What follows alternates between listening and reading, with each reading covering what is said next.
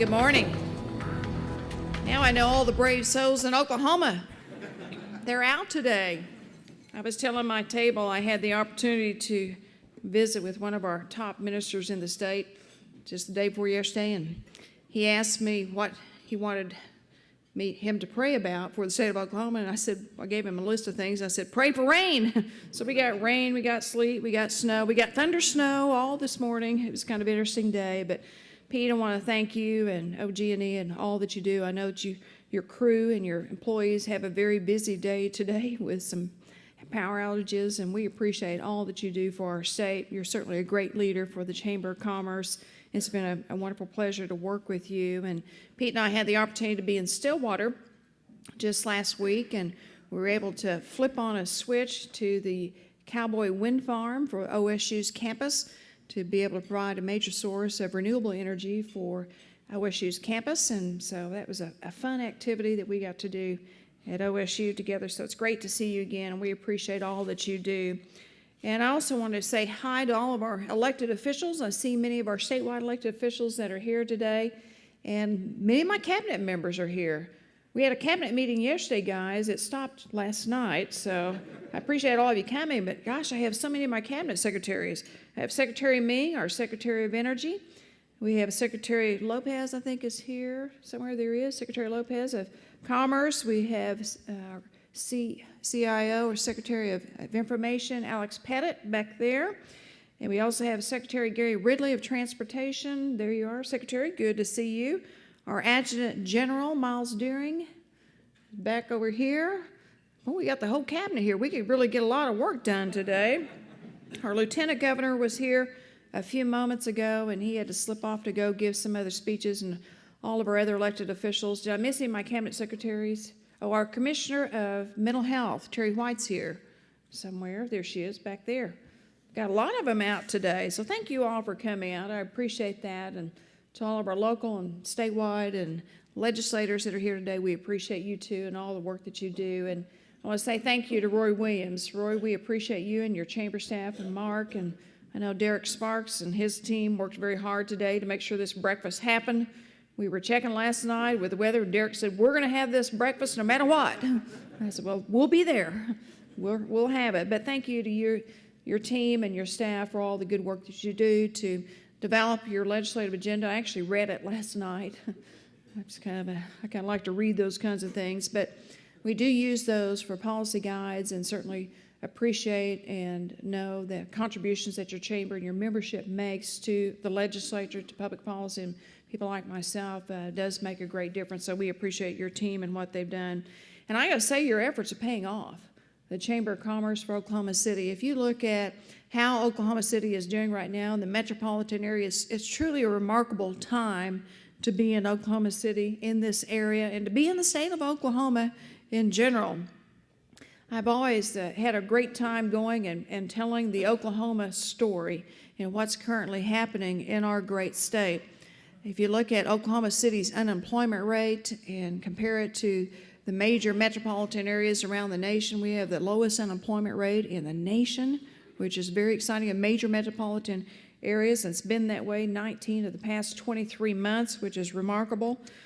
Forbes has listed Oklahoma City as the 17th fastest growing city in the nation, and it's been listed as the top spot in the Business Journal for economic rankings of major cities. So it's truly a great time to be here, and it's because of your hard work as a chamber and your membership and putting together policy to work with our elected officials to get us to where we are today. I was visiting with my 22-year-old son the other day on text messaging. He's a senior at OU, and he texted me this little thing. He says, Mom, watch this video. It's really cool. I thought, oh, honey, I got some things going on today, but okay. I thought it's another YouTube thing, how kids are. So I click on this site, and I really didn't pay attention to what the site said it was, and I turn it on and watch it. Now, this is my 22-year-old son down in Norman, and it was your commercial. It was OKC's commercial, and it was showing all the wonderful things there are to do, the quality of life, our business atmosphere, the building, certainly the Devon Tower, all the great things that are in your commercial. But my son was excited to see that, and he had been sending it out to various people because he was proud of Oklahoma City, and I thought, thank goodness maybe he'll stay here after he graduates, because I want our young people to recognize, the great quality of life we have and how exciting it is to be here. Another great story I love to tell, and this is actually from when the Thunder first started, and we're very proud of the Thunder. But our Commerce Department, and Secretary Lopez can vouch for this, but he had some employees who were, I think they were up in New York, and they were sitting in a restaurant, and there were two guys sitting next to this table where the employees were sitting, and there was a TV in the bar in the restaurant, and the two guys were sitting there talking, and the Thunder game was on, and it was during the playoffs, and one of the guys looked at the other guy, and this Commerce employee overheard him talking at the bar, and he said, "Look at Oklahoma City." He said, "That looks like a pretty cool city. Look at the Thunder, and look at all those commercials about Oklahoma City." He said, "Do we have Oklahoma City on our list for our potential expansion of our business?" And the other guy said, "No, I hadn't really thought about that." He said, "Well, put them on our list," just because of what he was seeing of our great development in the Thunder team. So there are great things happening and more to do, and that's been one of my top goals, is to continue to grow Oklahoma's economy, to not only retain our jobs that we have, but to create new jobs and to certainly generate more wealth and investment in our state and raise our standard of living for all of our employees. And so you have to look at the results. So what have we been able to do? And Pete, thank you for that introduction and going through those things that you mentioned. Since January of 2011, 2 years ago, we have created, as Secretary Lopez likes to put the list in front of me, we have created 62,400 new jobs in our state, which makes us the fourth best in job growth. Makes us the fourth best in job growth, and we have been able to surpass the jobs that we lost during the 2008-2009 on recession that our nation went through. If you look at our unemployment rate, it's at 5.1%. It's one of the lowest in the nation. Pete and I, as I mentioned, we're in Stillwater this past weekend. Their unemployment rate's 3.7% in Stillwater. Remarkable. And we've got other good news stories like that too. If you look at our median household income, that also is an indicator of how well your economy is doing. Our median household income in 2011 went up 9% by $4,000 for a family of four, ranking as number one in the nation per household income growth. Another great sign that Oklahoma families are doing better and that our economy is recovering and getting stronger. So we're very proud of those numbers, and we're going to continue to push forward to even make them grow even better. But then you look at our state and our finances. That's also another great indicator. We'd gone through some pretty tough times when the national recession hit us. We had several years where we had $1 billion shortfall in our state budget, and it wasn't easy for our legislators to close that gap. And when I came in office in January of 2011, we had a $500 million budget shortfall. Well, if you can imagine preparing your budget for your company and you got a $500 million gap out of a little over $6 billion budget, it's not easy to close that type of a budget gap. So we prioritized our spending that year.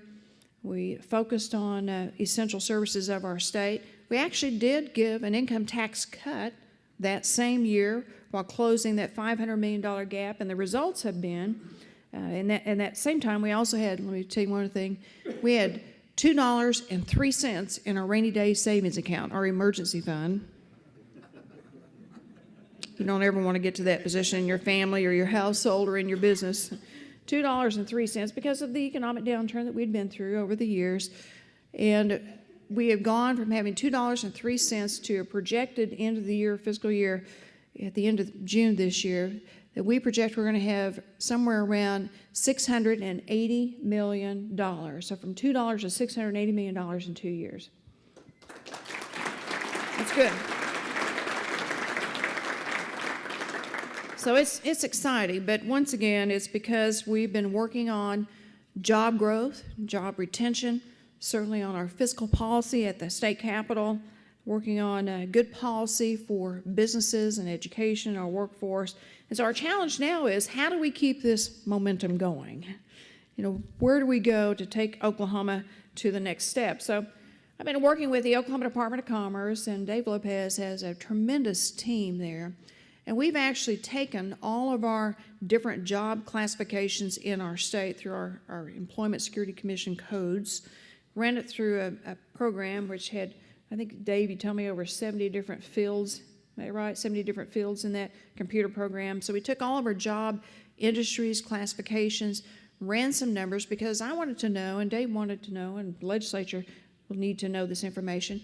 How do we generate the most wealth? What are the jobs? What are the industries that will help continue to raise our standard of living and create the quality of life that we want, and also provide us revenue to be able to fund governmental services and make the repairs that we need to our roads and our bridges and education and all those other things. And so we did this detailed analysis of our economic clusters in our state.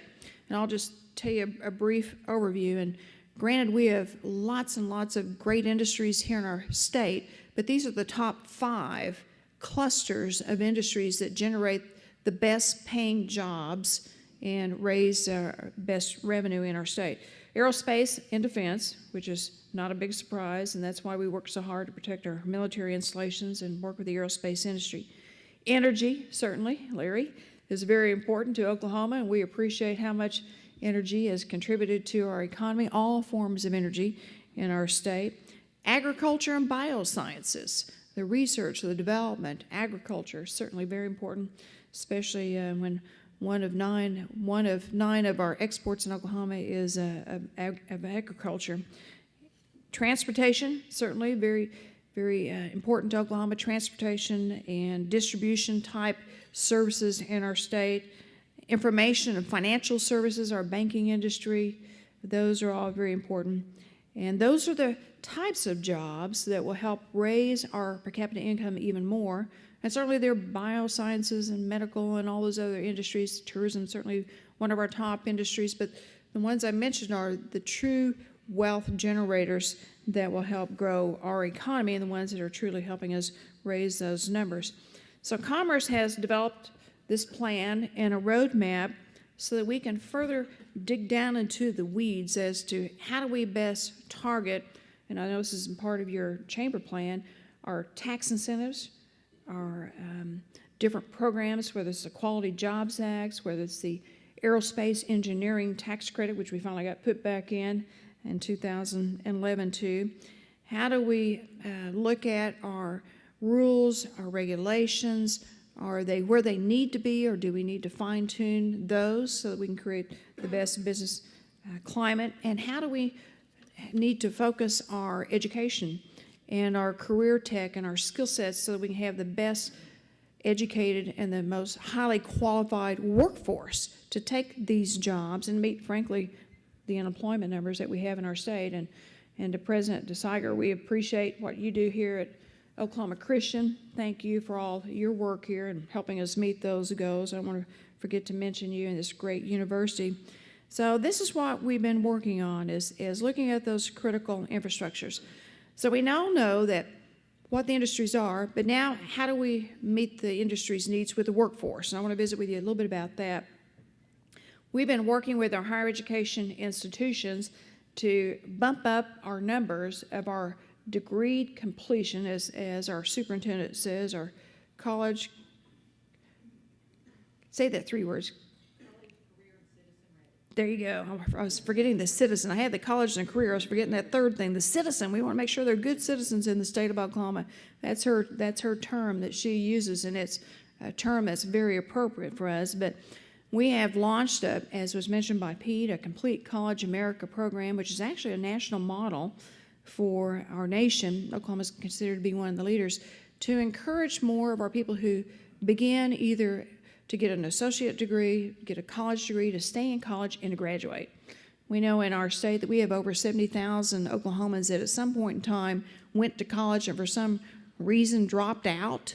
I mean, think what that would do to our workforce if we were able to get them to complete an associate degree or complete a degree and to get back into the workforce itself. Certainly very important. We're working very closely with our career techs to make sure that we have the type of skill sets needed, the certificates needed, especially for the energy sector. We know that we need welders, we need commercial truck drivers, we need computer information technology specialists for the aerospace industry. We need aerospace technicians. I mean, there are those who have job skills in the career technology fields that we also need, besides having the college degrees in our program.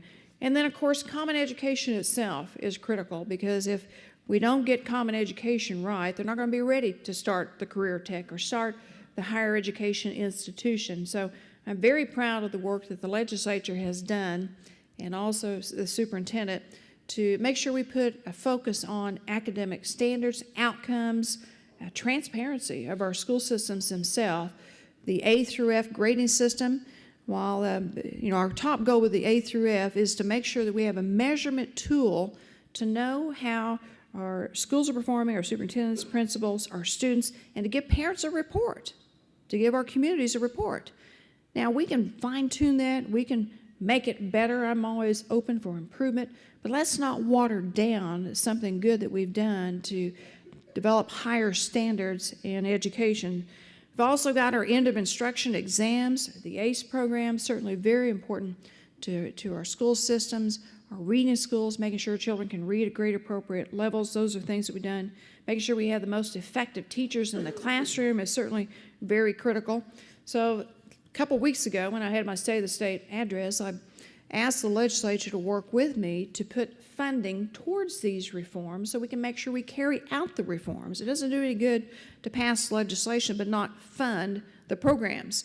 And so I put into my budget more money, to go towards education to fund these reforms, and also some teachers' benefits too. And the good news is we just certified our revenue with the Board of Equalization this year, and this past week, and we have extra money in growth revenue for our state. So hopefully, Superintendent, we can put some more money towards education in our budget when we finish the legislative year. I know there's a commitment by the Speaker and the Pro Tem and many of our legislative members to continue to try to bump up the funding in education and frankly some other core services of our state government itself. So I've talked about workforce, about where we are in our economy. Now I want to talk to you about some of the barriers to job creation and job growth itself. And one of the things I have the opportunity to do is to meet with top CEOs and businesses, not only from Oklahoma, but also from out of state. I was telling the gentleman at my table, I had the CEO of Michelin and Goodyear both at the governor's mansion from out of state this week to talk about jobs and what we could do to continue to encourage their further investment in Oklahoma. And we do that quite frequently to host people into our state. And one of the things I know from working with companies that are national and international and working in recruiting jobs from other states, which I do, is that people pay attention to our tax structure. They want to know the level of taxes that we have in our states. And we have a great advantage in Oklahoma in that we are not raising taxes in our state compared to Illinois or California or some of the states up north and New York that are proposing raising taxes to balance their budget deficits. We're actually keeping our taxes low in our state. But we also know that Texas has no income tax. Kansas has lowered their income tax by a large amount, so we're kind of right in the sandwich of that. And then there are those states that have no tax at all. And we know that the best performing states that recovered quicker from the economic downturn were those who had the lower tax rates. And we know Oklahoma certainly has done good too. So I have proposed this year that we have an affordable tax cut that I think we can do in light of our other spending needs in our state, and to take our income tax this year from 5.25% down to 5.0%. And next year, if we continue to have revenue growth, you'll see me propose another one. And if the next year we have growth, we'll propose another one. But we're going to measure it because we are in a little bit of a time of uncertainty with our Washington, D.C. friends who are trying to get their act together. I keep telling some of these national people, I said, I can't solve what's going on in Washington, D.C. with all the uncertainty they're creating in the nation, but what I can offer you is in Oklahoma, I can offer you certainty. I can tell you we're not going to be raising our taxes in our state. I can tell you that we're going to balance our budget, we're going to prioritize our spending, and we're going to do the things to create the better business climate, and it does work. That's why we're seeing some of the numbers that we have. The other issue I want to mention that I think is one of our huge barriers and has been for a very long time to economic growth in our state is our high workers' compensation costs.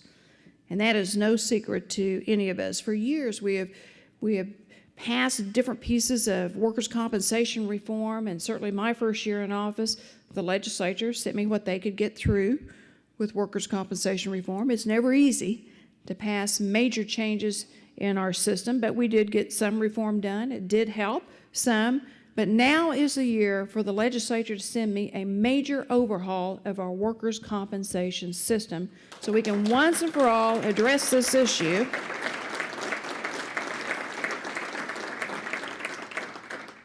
And I've been meeting with the Speaker and the Pro Tem and various legislative members, and I've told the Speaker and Pro Tem, you can get to my desk a bill. And of course, our first and foremost goal is always to take care of injured workers on the job. We always want to make sure that we have a system that's fair to them.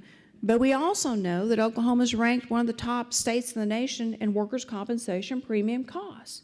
And that's not acceptable. That holds us back from jobs that might be grown here or recruiting new industries to our state when they see a chart that shows Oklahoma at the top of those workers' compensation premium costs. It keeps companies from looking at us. We know that.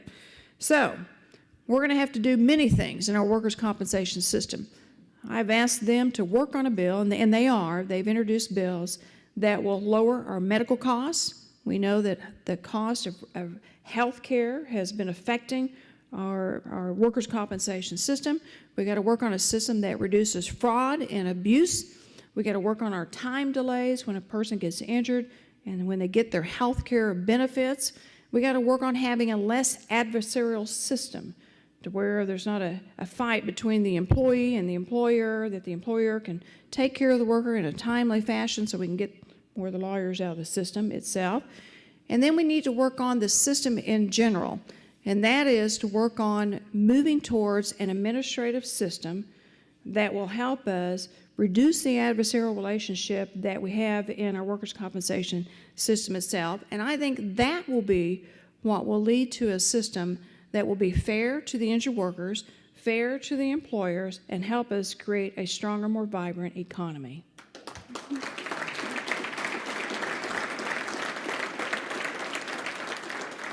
So I've told our legislators, our pro tem, and our speaker, if you can meet those types of goals and do those things, find a system that we can afford and pay for. You know, I am going to be signing something like that. If you get a bill to my desk that does those things, you know, I am very supportive of that type of a system, and even moving towards the administrative system if it can do those things. The other thing I want to mention that we've been able to do, and Pete, you mentioned this, was our tort reform.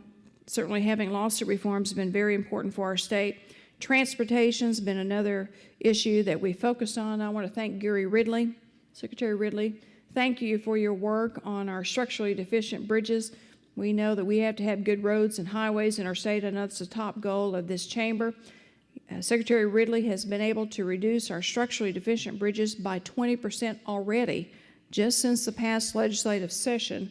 So we're making great progress, and we're on track to eliminate our 706 structurally deficient bridges within our 8-year transportation plan, and our legislature gave us the money that we needed to be able to do that. So thank you, Mr. Secretary, for all your work on that. It's very important to our economy and the movement of transportation and goods. I also, yes, please. I'm going to give a couple of shout-outs since my cabinet secretaries are here because they do a super job. I want to mention about government efficiency too, because that's been one of my top goals, is to make sure that we save taxpayer monies, make government work better for everyone, whether it's a consumer, whether it's our businesses. And Alex Pettit, who is our Secretary, Chief Information Officer of our technology systems, when I came into office, we found out that we had 76 different software accounting programs and personnel systems in state government. That makes no sense. I see Larry Nichols here. Larry, that'd be like Devin having 76 different software programs throughout your whole tower and not being able to mesh apples and oranges to do your financial planning and your budgeting. So we worked very hard, and Alex has been able to, I think it's at over 50 now agencies that you've been able to bring into a shared services, and we have already saved $68 million. Is it more?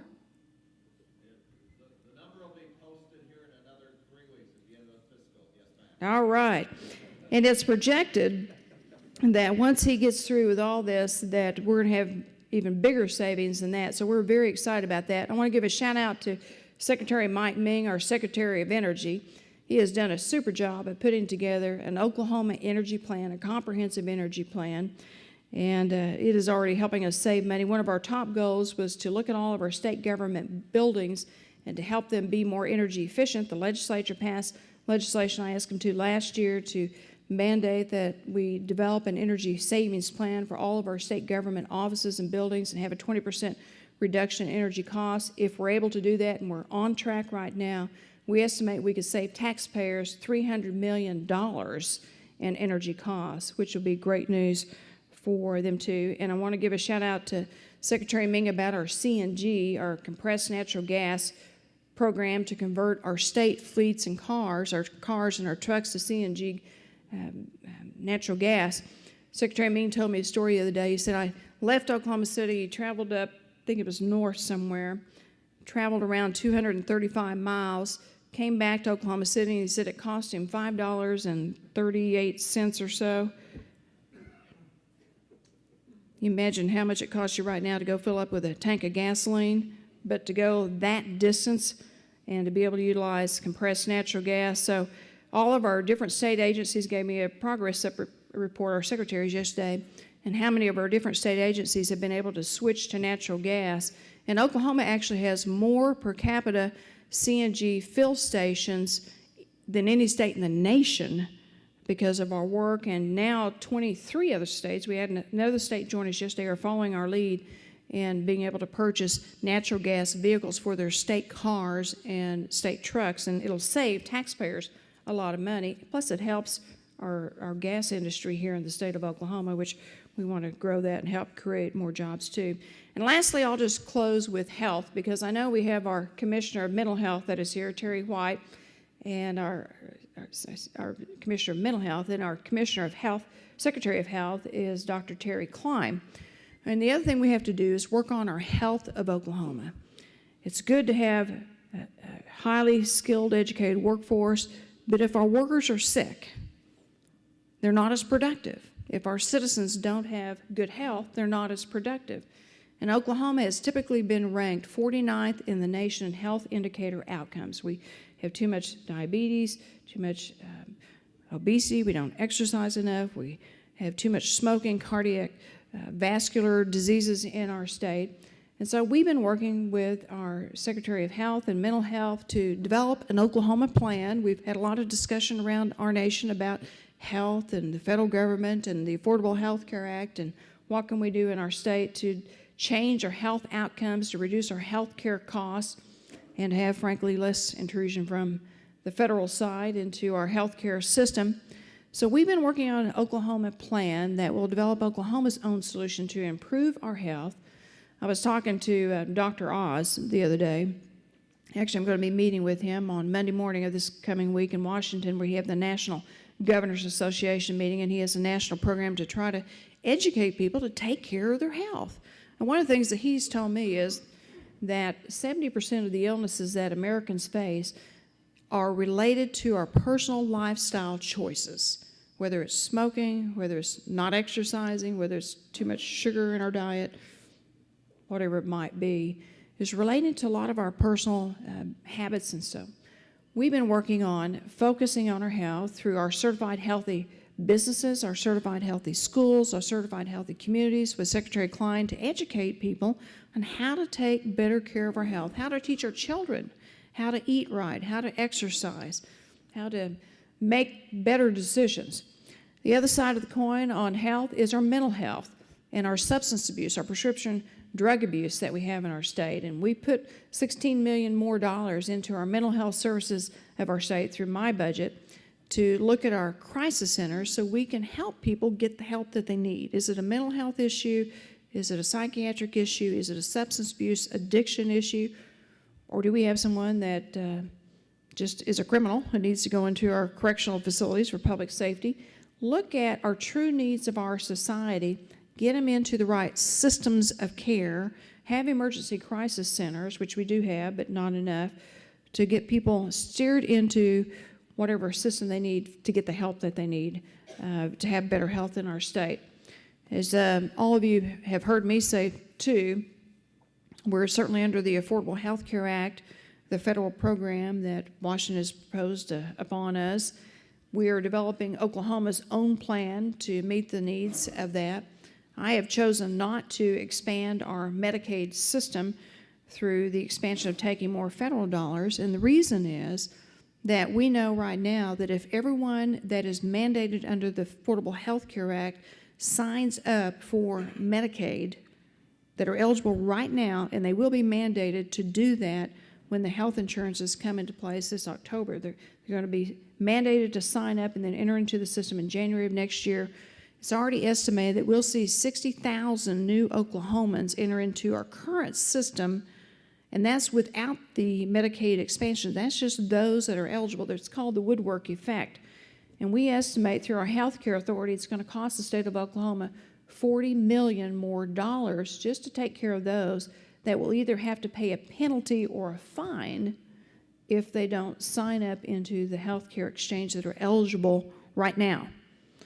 And so those are challenges for us. So I've put in $40 million for the health care authority for the expansion of that, another $16 million into mental health services. It's $56 million into my budget just for health alone in our state. We're implementing our own programs in Oklahoma and going to continue to work on that. I actually had a phone call yesterday by David Agnew, who is the governmental affairs liaison for the White House, and I have a meeting Sunday night and also Monday with President Obama and the administration on behalf of the National Governors Association, which I will become chair of in August of this year. And he asked me, called me, just me on the phone alone, and he said, I want to know what you'd like to talk to the president about. And I said, well, I want to just say that states need flexibility. Don't pass unfunded mandates down to our states. And we know you have a federal budget that you have to balance. We got to reduce our debt in our nation. We know sequester is getting ready to come up in the next week. But as you're making these cuts, and we certainly understand that we have to do that. We've done it in Oklahoma when we've had budget shortfalls. But give us some flexibility to be able to decide what's in our best interest of our state. Don't just tell us we have to do this program and cut our funding and then keep the mandates at that level. Give us flexibility because each state is different. Each state has different populations, unemployment rates, different budgets, different constitutions, different political climates in their state. Let us do what we think's best in our own state. So hopefully, when we go talk to the president this coming Sunday and this coming Monday, he'll listen to the governors. And that's a Democrat-Republican issue. It's not just a Republican issue. Democrats, too, are worried about having flexibility and the unfunded mandates and the cuts that we're going to see. But it's going to be an interesting time as we go through that sequester coming up. I'll stop right here because that's a lot of material. But I want to give you a brief overview of some of the things that the state's facing. And Pete, I'll be happy to take any questions if we have time for that.